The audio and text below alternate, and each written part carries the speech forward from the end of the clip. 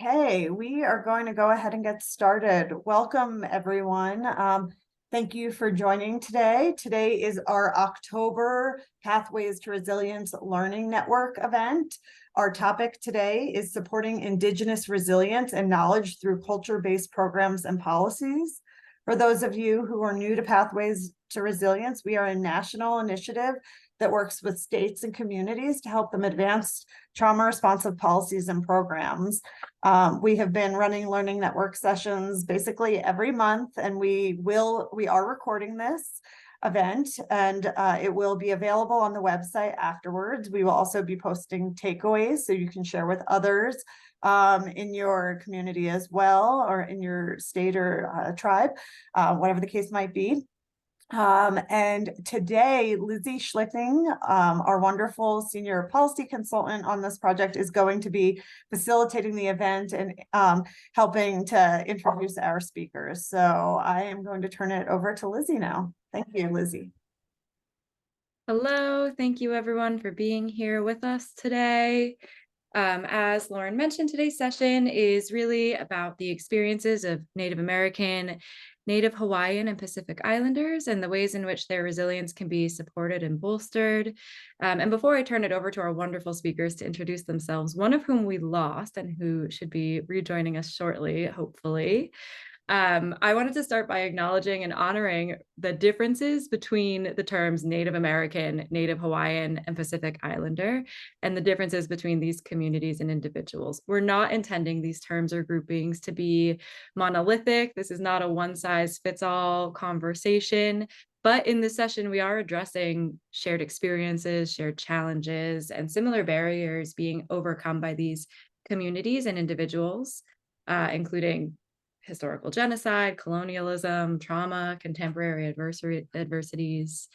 Obviously, there's so much more nuance than we could possibly hope to cover in 1 hour. But we did want to have this conversation today to discuss shared and similar adversities in hopes that we can really uplift strategies that are working in community to continue supporting the strength and resilience of these communities experiencing similar moments. Before we dive into the session, a few quick logistical notes. As Lauren mentioned, the session is being recorded. We'll post the video, takeaways, and related resources on our website. Throughout the session, we'll be sharing links in the chat, and we really want to encourage you all to ask the speakers questions, engage in dialogue with one another and the speakers, and share any insights or resources from your own work and life that are relevant to the session. To get started, we wanted to invite you to please share in the chat your name, your pronouns if you're comfortable, and a land acknowledgement for where you're located or work. Land acknowledgements are a small but powerful way to acknowledge the tribes whose lands were colonized and are now inhabited by many of us today. To learn more about the history of your lands, you can visit www.native-land.ca. And just to give you an example, I'm in Philadelphia on the East Coast, which is Lenape-Hopeking, the homelands of the Lenni Lenape people. I'm grateful for the stewardship of the Lenape people, many of whom were forcibly relocated to and still live in Oklahoma, Kansas, Missouri, and other parts of that central strip of North America. And I look forward to seeing where you all are located in the chat. And so with that, I am delighted to turn it over to our speakers. Adriann, would you please kick us off? Tell us a bit about yourself and the work that you do. Dakota, Adriann Ricker. So hello, my relatives. My name is Adriann Ricker. I'm an enrolled member of the Fort Peck, Assiniboine, and Sioux tribes. We're located in Northeast Montana. I serve as sort of a adjunct research associate for Johns Hopkins University, working on a trauma-informed R01 with Dr. Teresa Brocky, and also have worked in other research capacities on my reservation, and also currently serve as a director of a newly assumed 638 operation from IHS, the dental division. So I wear many hats in my community, and I'm happy to be here today. Thank you. Thank you, Adriann. And Clayton, would you go ahead and introduce yourself and tell us a bit about the work you do? Yes, hello everybody. Reaching out with a warm handshake to all those that are joining in. I'm a Northern Cheyenne tribal enrolled member from Montana. Also have relatives in Scotland and Mexico. Grew up on the reservation in Montana. Currently a CEO for a National American Indian nonprofit organization called Native Pride.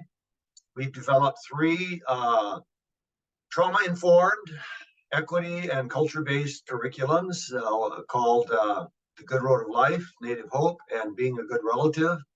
My work is in the communities and organizations throughout Indian country, and it's a pleasure to be here today. Thank you. And Tia, I know you just joined us. I hope that your internet is all right and stable, but if you could just go ahead and introduce yourself and your work. Aloha mai kako. I'm Tia Hartsock calling in from Honolulu, Hawaii, in the Office of Wellness and Resilience. We're located in the Office of the Governor and been doing trauma-informed care work since about 2007. Our office was created to coordinate the reform efforts across the state departments and utilize trauma-informed care strategies to look at office and wellness and resilience across the state, from keiki to kupuna, which is babies to elderly. Mahalo for having me here. Thank you. And thank you all for being here with us today from all different corners of the country.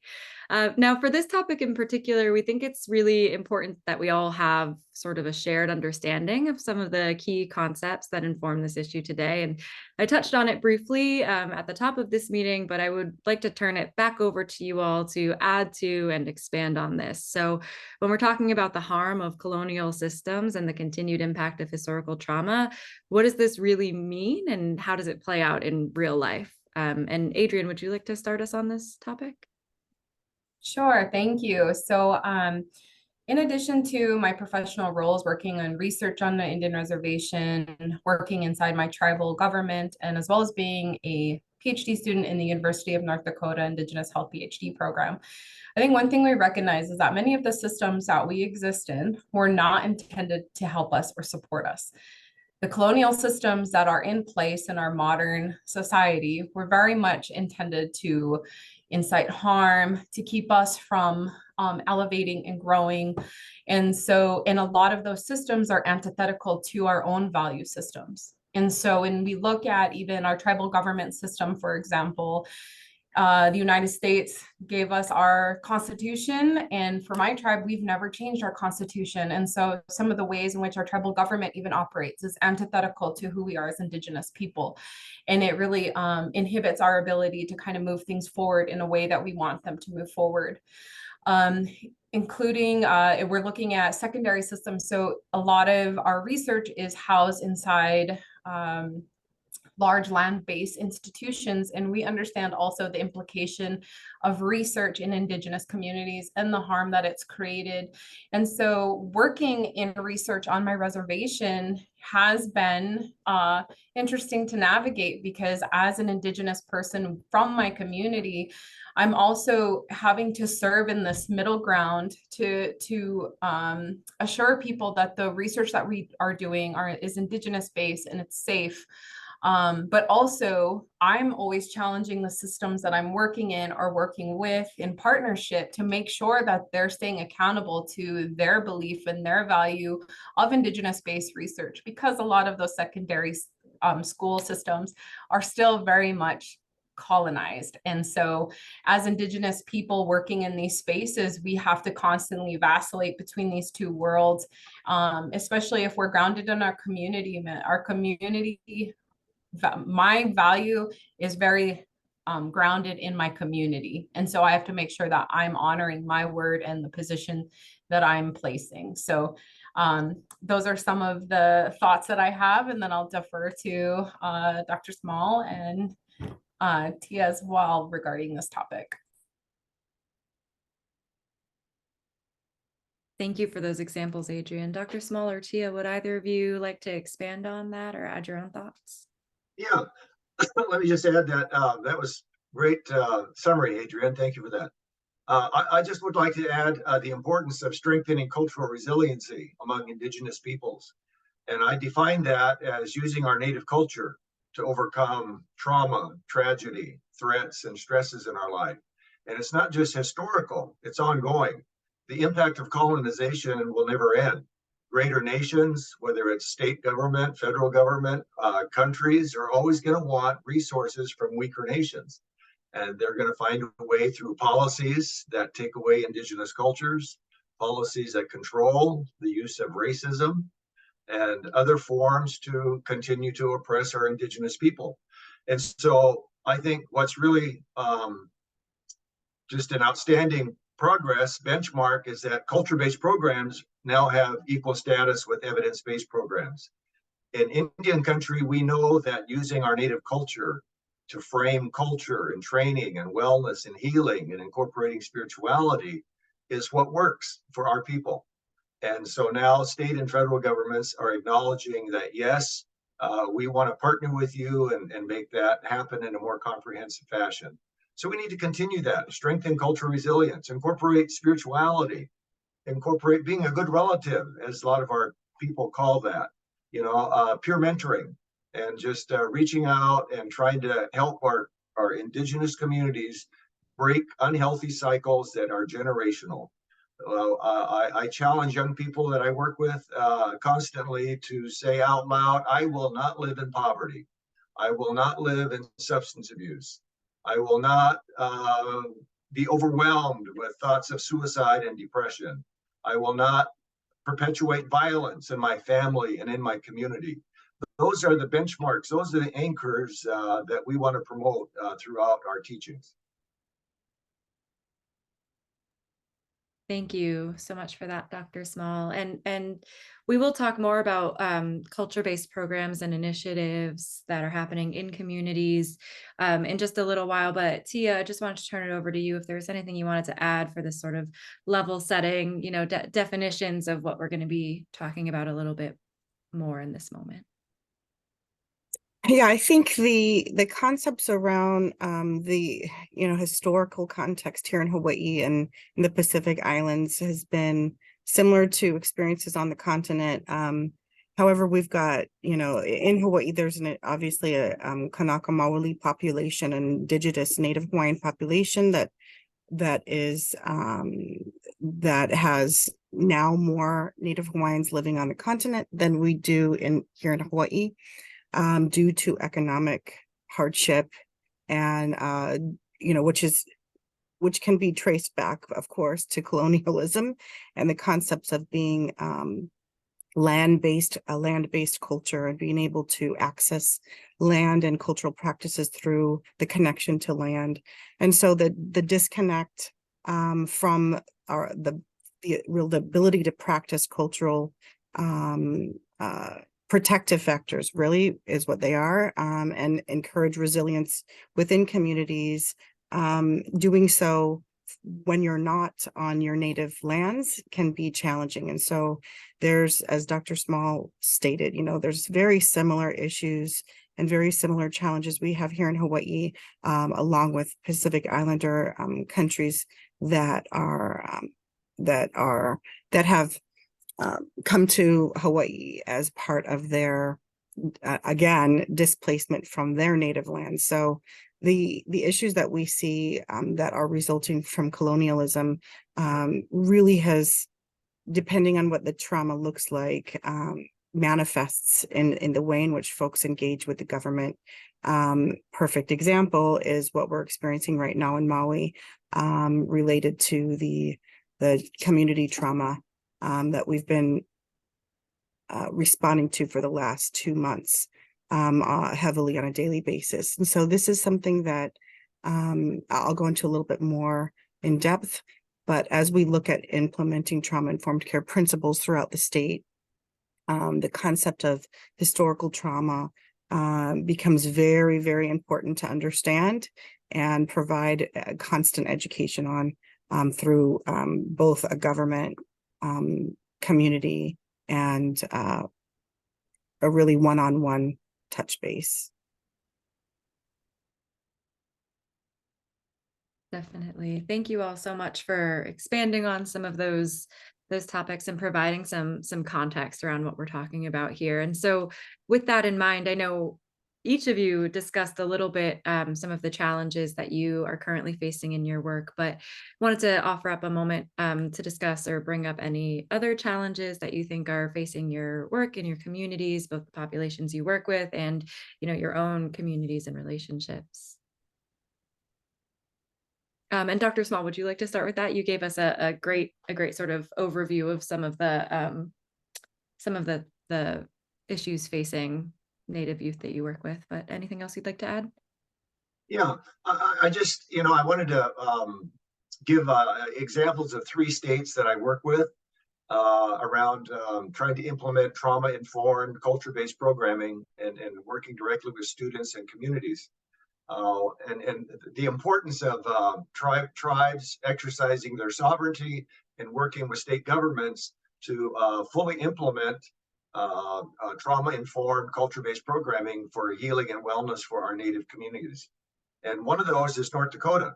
North Dakota has in 2021 implemented Senate Bill 2304, which requires all schools in the state to teach Native American history.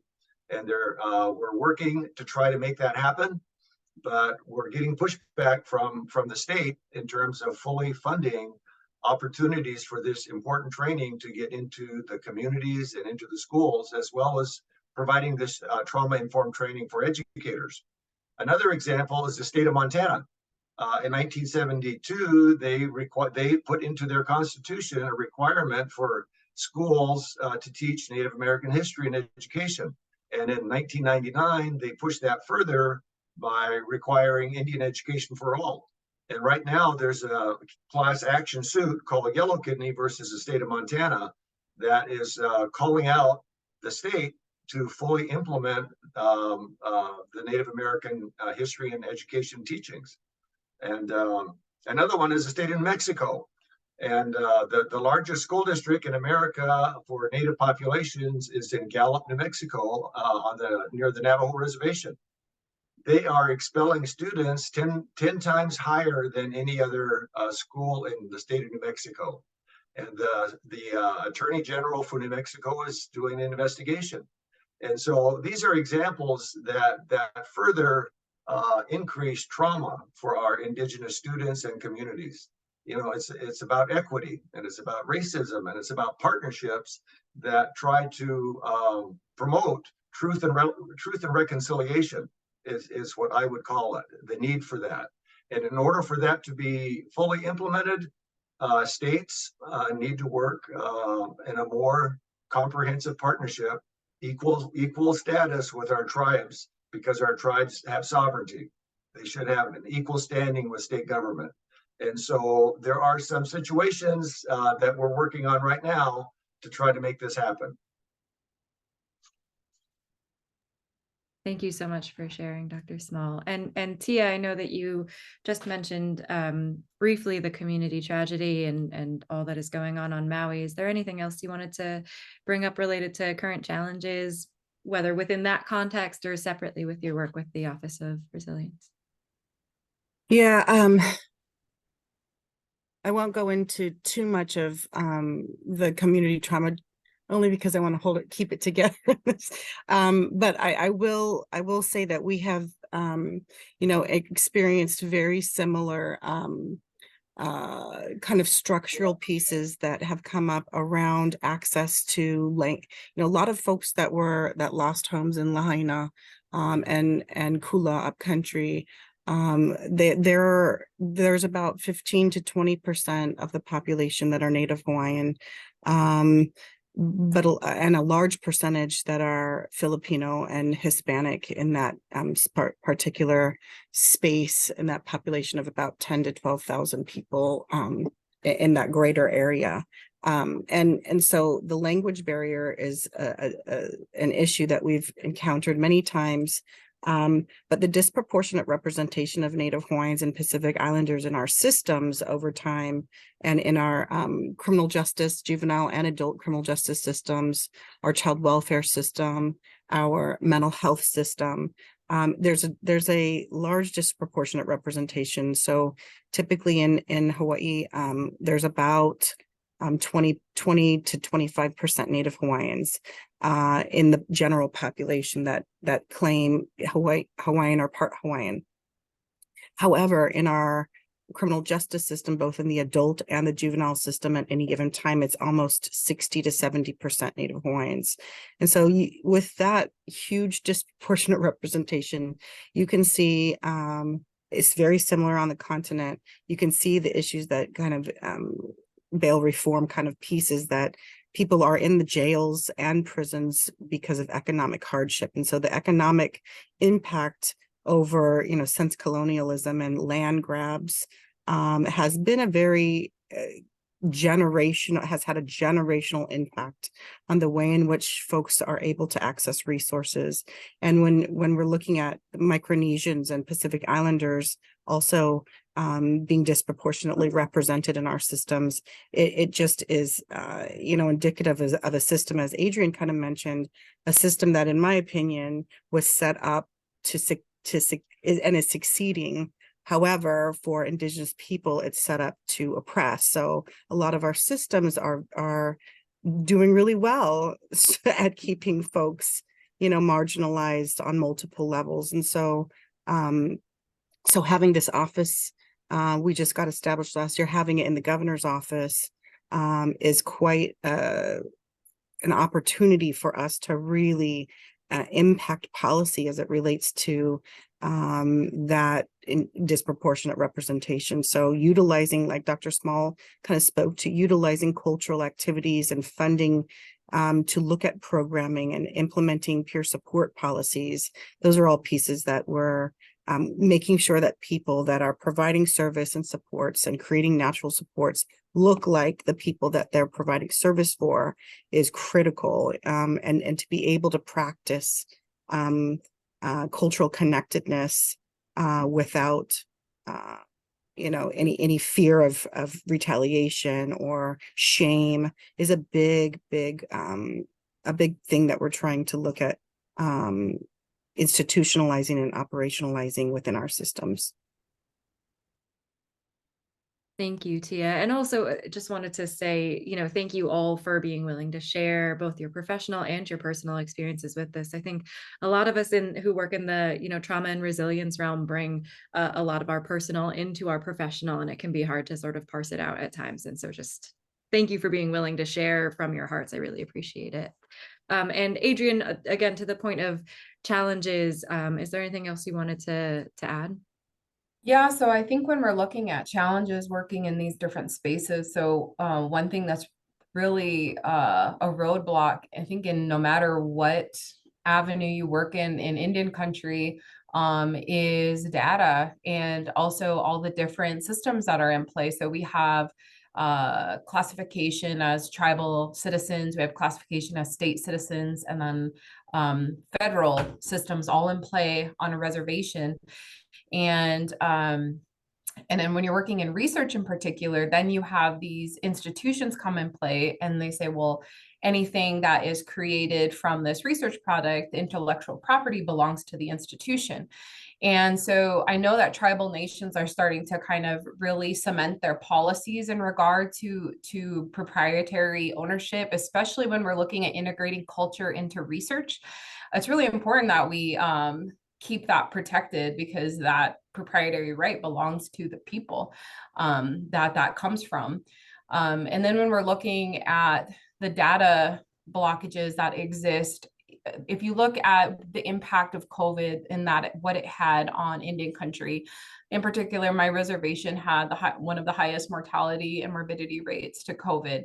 We're very, very isolated, rural. It was hard to get people out for care. And just the fact that our systems were not communicating with one another. And there was also even jurisdictional battles about, well, we report to the state, you guys have to go to IHS. And at the end of the day, everyone was just sick and scared, and we needed to come to the table and resolve these issues. But those silos, again, are intended to create more barriers rather than work together for the health of the people. So when we're looking at overcoming trauma and overcoming all of these different issues that face Indigenous communities all across the world, that is one of our biggest barriers, whether I'm working in my role as a researcher on my reservation or working for my tribal government as a health official. Those are just things that we contend with on a daily basis. Thank you so much for raising the point of data. And I think we'll talk a little bit more about that in terms of, equity and engagement. But for now, I'd like to learn a little bit more from you all about culture-based programs, community-based programs and initiatives, and sort of best practices in that realm that you all are undertaking to support your communities and the communities you work in. So Tia, I know that you work with the Trauma Informed Care Task Force and have done a lot of work around cultural best practices in that capacity. Could you please share about that or any other thoughts you have about culture-based programming? Yeah, we thank you for bringing up the task force. We're currently working as within the state with I'm sorry, our state systems around developing a framework to implement trauma-informed care across the state. And my office is kind of poised to take that sorry, to take that framework and embed it, operationalize it, as I mentioned. A lot of what cultural best practice conversations have been looking like over the last 2 years is really identifying how we define what best practices are and how they're measured. I think, you have one space that, really talks about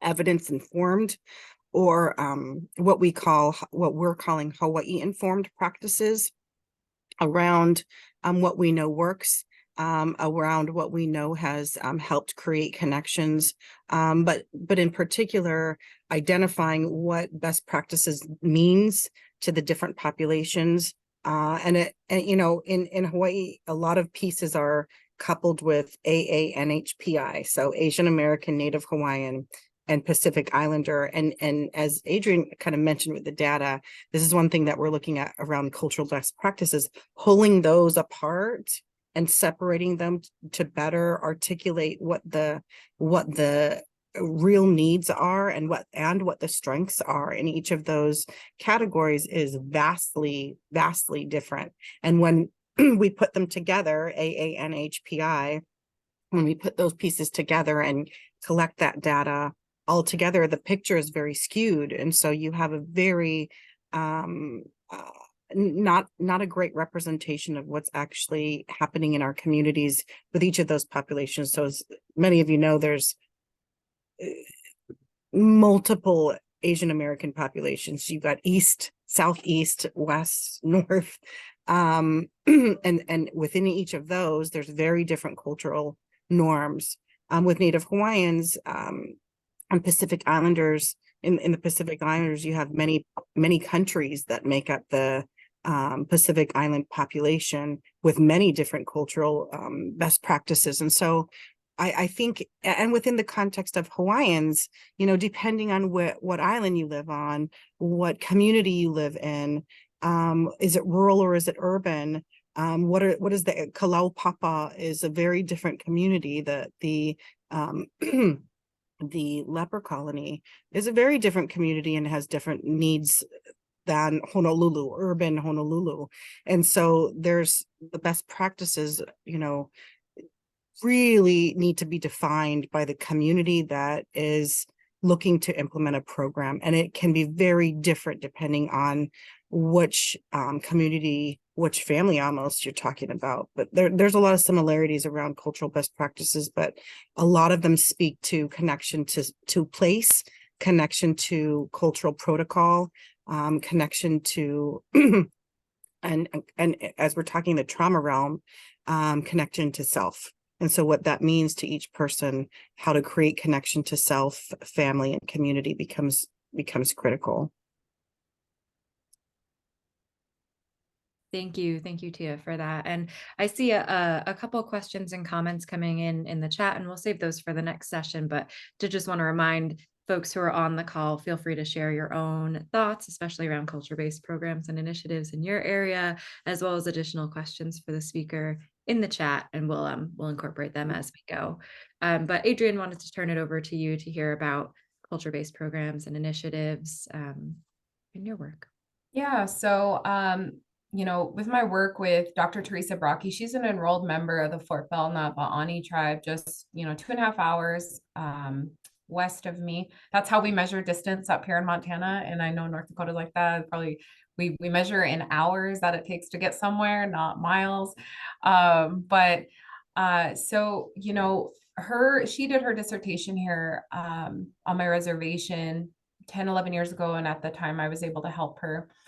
And she was studying suicide because we were experiencing a huge cluster. And of course, like our tribe, we were like, we know the problem. So if you're going to research this, we don't want you to just tell us what's wrong because we already know what's wrong, right? And so she had a very much like protective factor. And as an Indigenous researcher, she was sensitive to the subject and to the people because she has a connection to us as well. And so what came out of that is that, you know, we understood all the risk factors. We understood exposure to trauma and violence, and all these different indicators showed that someone had a high prevalence of suicide ideation.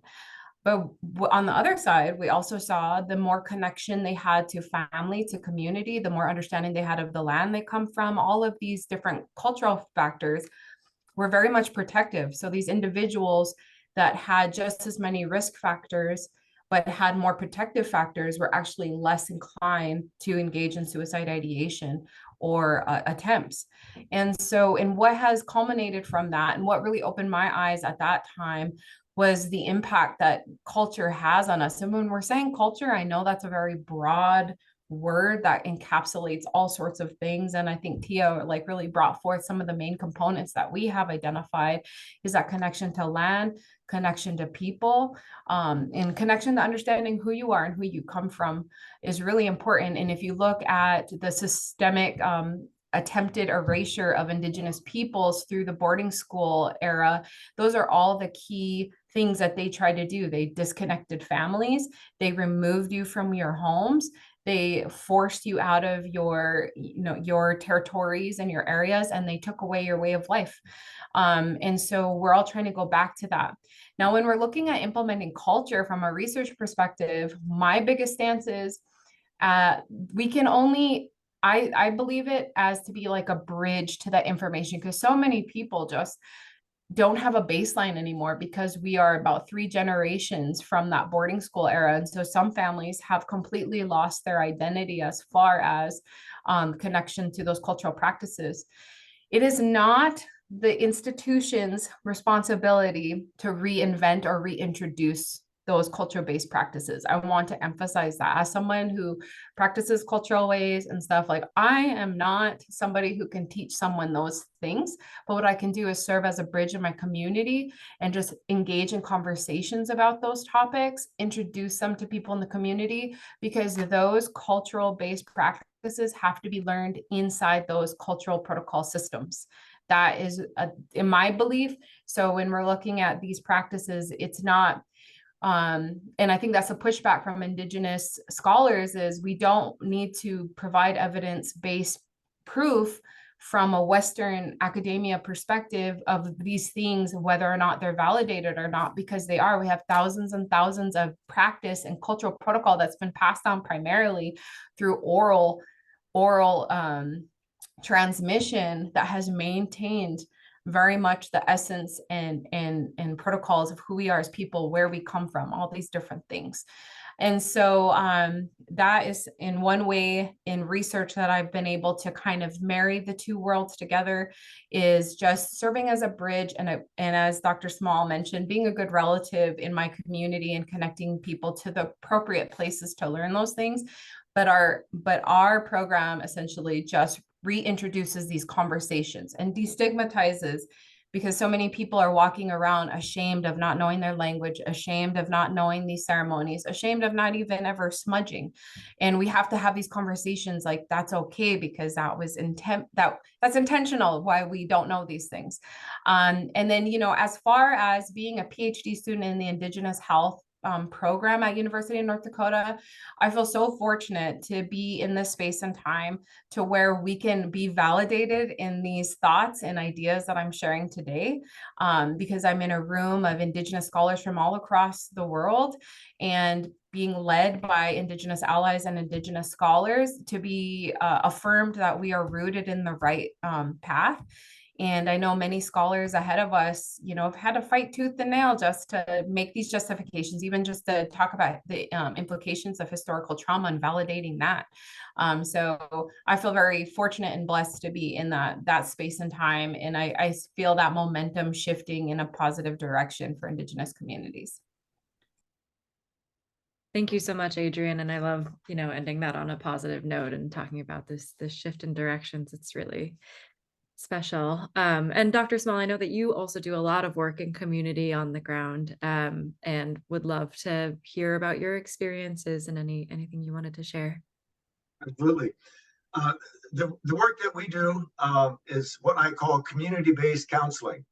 We work with large groups of students, communities, organizations, including clinical, and we do like a 3-day retreat. We incorporate a 1-day training of trainers. We facilitate follow-up activities that are culture-based, things like sweat lodges, naming ceremonies, dance initiations, rites of passage. That's the important work that we do, and it works. It's very effective. And we also work very closely with a research scientist, Dr. Kelly, aka and Associates, because telling the story, as Adriann said, is really important. And in our chat box, I have one of my colleagues, Dr. Wayne Trottier from North Dakota, and he and I are working in that state to try to implement that Native American history and trauma-informed training. And the state legislature is looking at closing 12 schools there because of low scores. And what they're missing, unfortunately, is the impact of trauma and equity and racism, and how we can work more in a partnership way to help these schools and help these Native students. And so collecting the data is very important. And I also wanted to say sustainability is important. Most of the programs, prevention programs we're talking about, are funded from the federal government, SAMHSA, DOJ, Indian Health Service, and sometimes state government. And they go to maybe 3 to 5 years and then it's done. And so how do you continue that good work that has been started? And so we really need to take a look at funding more than 3 to 5 years, like 10 years or more. It takes that long to fully implement a comprehensive prevention and culture-based programs. Federal and state governments need to acknowledge that and start setting aside dollars so that there's an opportunity for success. 3 to 5 years just is not going to work. And so a big part of that, I'm working with the Spotted Bull Recovery Center on Adriann's reservation in Fort Peck. We are trying to implement a third-party billing system. So as they do their cultural activities, their clinical supervisor, behavioral health person, can sign off on that so that they can get reimbursement for cultural activities. And I don't know why we're not doing this more throughout Indian country, instead of always relying on 3 to 5 year federal grants. So, that's just really important for us to think about in our discussions today. I have tons more I can say, but I'll pause for there. And maybe we can look at Dr. Trottier's comments. I think he has a lot to say, because right now North Dakota is one of only 12 states in the United States that requires Native American history. And those 12 states are running into huge obstacles from state and federal governments to fully implement what I call truth and reconciliation. We need help. We need better allies and partners. So those of you that work in state government, I hope you're tuned in. Thank you, Dr. Small, and thank you all for sharing that. We did have a question in the chat that's about those who cannot impact funding, who aren't, in state leadership positions, for example, or aren't, don't have a hand in the budgets. What can be done to contribute to systemic impact, to positive systemic impact? I'll open that up to any of you all who have thoughts. I think one critical thing is using your position or your power and leverage that voice to the population, so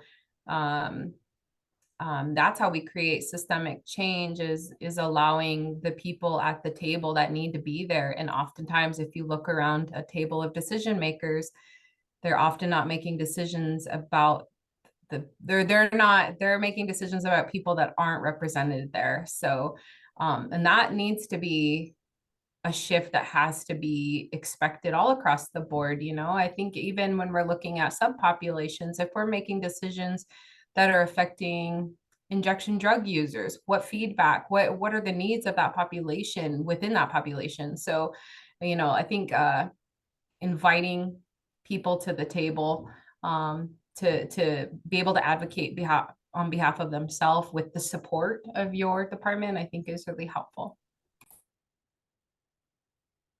I will mention one of the things that to kind of build off of what Adriann was just mentioning, we've been looking at implementing through trauma-informed care principles is, getting people with lived experience and peer supports at the decision-making table. And there's been some departments that have been doing it well. I know I, along with several colleagues, we've been working on it, getting peer supports integrated in our state systems across the state. So getting them in the justice systems so that they could provide support from the lived experience lens.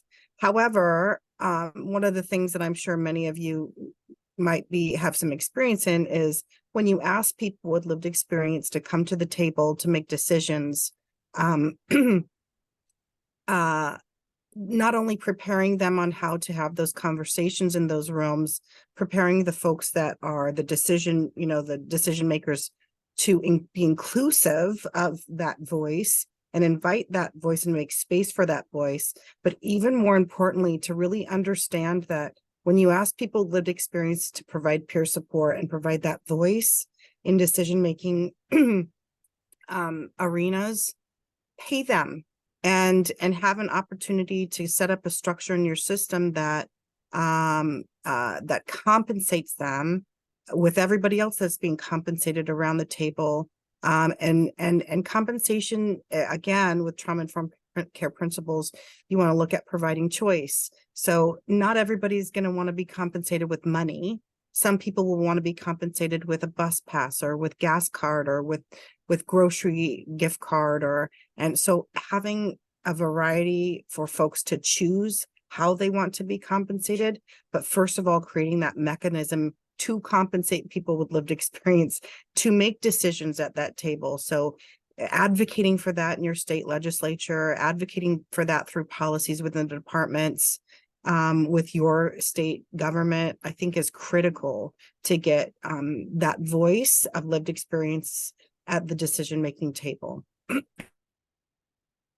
I might add the importance of state and federal partners in Indian country taking a hard look at a more therapeutic approach to our schools. And we have far too many expulsions and referrals to the criminal justice system for our Indigenous students. And so what does a therapeutic model look like? It means teachers and educators that are trauma informed. They have to take training, awareness, education. And when that occurs, you have healthier relationships between educators and students. You have equity, less racism in our schools, less violence in our schools. Students feel safe. They have a sense of belonging. And these are changes, systemic changes that can occur, but they're probably going to need some help from state and federal partners. And there are schools. I work in schools in Indian country that have this model, and they are fabulous. They work. They're effective. And there's no reason why we can't take a look at those exemplary schools and take a look at how we can expand that to other schools like those 12 in North Dakota that are being threatened to be taken off the system, and those students assimilated into other schools. We can work with these troubled schools, but we have to change our way of thinking to not be so punitive and to be therapeutic, healing. We're talking about healing. Indigenous students are children of trauma.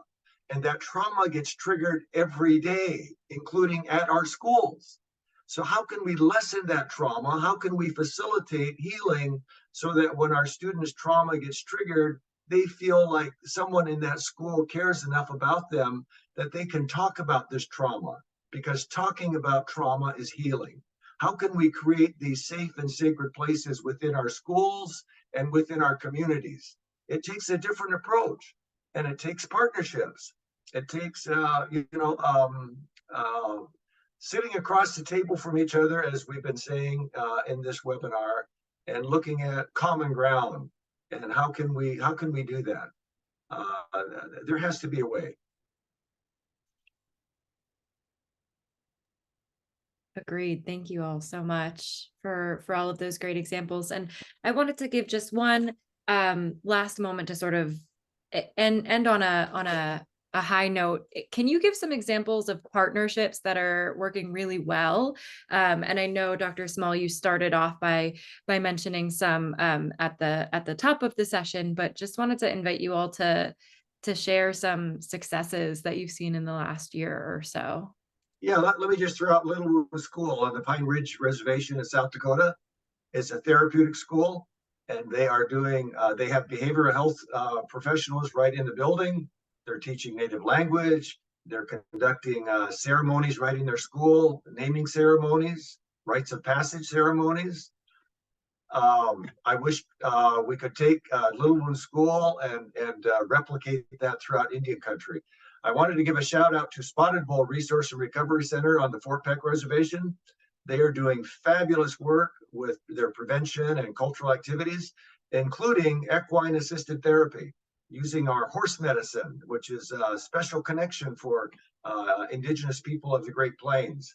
Spotted Bull has been doing just some incredible things there with their prevention and cultural programs. Shout out to Dale Forbear and Courage Crawford and their outstanding crew there on the Fort Peck Reservation. They are also working on getting third-party billing for these cultural activities. Thank you. And can you say the name of the school on Pine Ridge? Little Room School, Kyle, South Dakota, and Spotted Bull Resource and Recovery Center on the Fort Peck Reservation in Montana. I also want to give a shout out to the state of North Dakota, who just recently implemented Senate Bill 2304, a very conservative state that says, hello, we want to incorporate Native American history into every one of our schools. They're taking baby steps, but they're on their way to setting a very good example. Thank you. And Adriann and Tia, any successes you want to highlight from the last few years of work? Yeah, I just want to acknowledge Dr. Teresa Baraki. Again, she's a faculty member at Johns Hopkins University School of Nursing. But at the core of who she is and the heart of who she is, she's just a girl who, a res girl like me who, grew up in Hayes, Montana, little tiny town on their res, and is doing everything she can to not only address our current needs on Fort Belknap and Fort Peck, but she's working on facilitating opportunities for students to open their eyes to careers, to service their community in whether it's mental health or in other STEM fields, public health. And that's really important because when we're looking at long-term strategy approaches, we need to have more representation on different levels because we're whole beings that require a whole multitude of services. And so the more that we get people familiar with who we are at the core, it'd be really good. So she's been just really great and instrumental in that. Again, Montana State University too has had just a long-standing supportive research relationship, so much so that they even helped us. We received a grant and developed our own IRB at the Fort Peck tribes. And it's very much Indigenous centered and focused on elevating the voice, so much that MSU IRB defers to the decision of the Fort Peck IRB. And they honor whatever decision, so they don't make contradictory decisions. They just defer to Fort Peck first, and then they give their approvals thereafter. And so I think those type of research model relationships are really they can help sort of navigate some of all these other issues that we have. And I think that's where research can be used to a benefit to the people more so than secondary institutions by increasing capacity and awareness and creating strong supportive networks.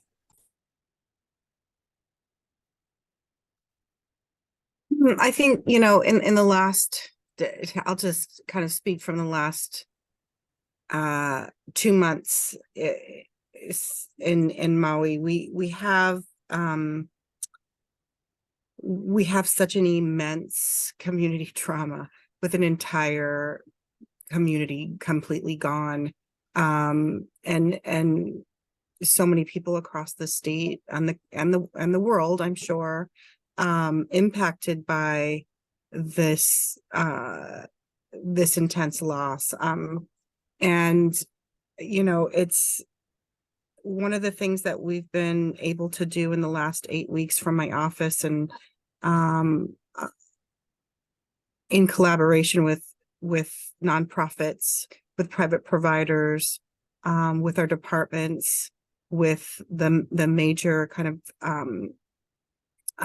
Native Hawaiian based programs here in Hawaii, is kind of pulled together to do private public partnership, the 3P kind of approach in identifying funding. I think one of the things that we found is with the nonprofits and the community advocates, like the really amazing community advocates that in many cases are like, you know, no government here. And for all intents and purposes, I'm government. I work for the governor and my office is in the governor's office. And but when, you know, you really recognize the one-on-one connection with the people who are impacted on an empathetic level, and